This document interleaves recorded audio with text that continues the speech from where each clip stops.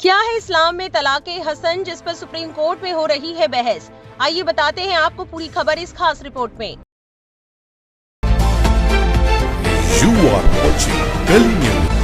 Supreme court ने मुस्लिम समुदाय की तलाक प्रथा तलाक़े हसन पर चिंता जताई है। ये तरीका पति को 3 अलग अलग तुहर यानी 3 महीनों में एक बार तलाक बोलकर विवाह खत्म करने की अनुमति देता है। पहले 2 बार के बाद अगर पति पत्नी में सुलह हो जाए तो तलाक अपने आप रद्द हो जाता है।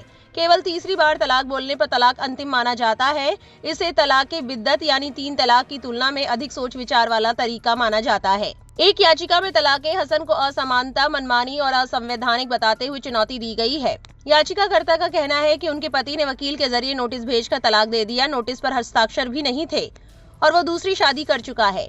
इसी पर सुनवाई के दौरान कोर्ट ने पूछा कि तलाक जैसा गंभीर निर्णय पति द्वारा व्यक्तिगत रूप से क्यों नहीं लिया गया और वकील के जरिए भेजे गए नोटिस कितने वैध माने जा सकते हैं। कोर्ट ने स्पष्ट किया कि तलाक में पति की सीधी भागीदारी होनी चाहिए और वकील द्वारा नोटिस भेजने की प्रथा व्यक्तिगत कानून के तहत भी संदिग्ध है। कोर्ट ने तलाक़े हसन की विस्तृत व्याख्या भी मांगी है और अगली सुनवाई में पति की उपस्थिति अनिवार्य की है। सुप्रीम कोर्ट की टिप्पणी पर वकील फुजैल अहमद अयूबी ने स्पष्ट किया कि कोर्ट की आपत्ति तलाक़े हसन की प्रथा पर नहीं थी, बल्कि उस पर थी कि कई पति वकीलों के जरिए तलाक नोटिस भेज रहे हैं और सीधे तौर पर शामिल नहीं होते। उन्होंने कहा कि असल विवाद प्रक्रिया को लेकर था।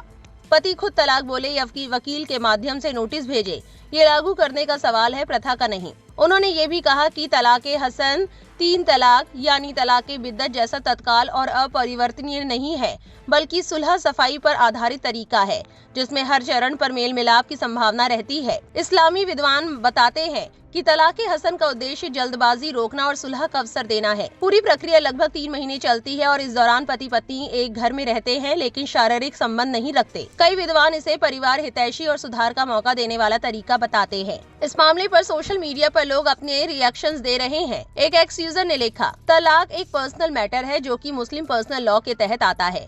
मुस्लिम पर्सनल लॉ के फंडामेंटल सोर्सेज में कुरान अव्वल है और कुरान में तलाक़े हसन का जिक्र है, तो इसलिए सुप्रीम कोर्ट को इस मामले को इस्लामिक प्रिंसिपल के तहत ही देखना चाहिए, अपना नजरिया नहीं डालना चाहिए। एक और एक्स यूजर ने लिखा, तो एक झटके में कोर्ट जाकर सीधा रिश्ता खत्म कर देना और फिर कुछ वक्त बाद पछताने से बेहतर है 3 महीनों का वक्त है जिससे रिश्ता बचा सके। इस्लाम का कोई भी कानून बिना विश्लेषण के मॉडर्न एरा के लोगों को गलत ही लगेगा, मगर इस्लाम का कानून अल्लाह ने दिया है जो गलत नहीं हो सकता।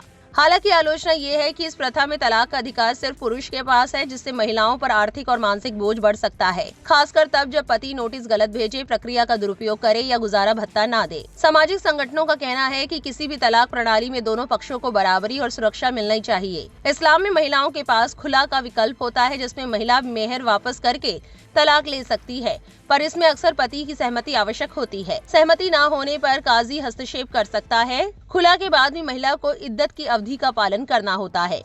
इस पूरी खबर को लेकर आपकी क्या राय है, कमेंट सेक्शन में जरूर लिखें और ऐसी और वायरल अपडेट के लिए हमारे चैनल से जुड़े रहें।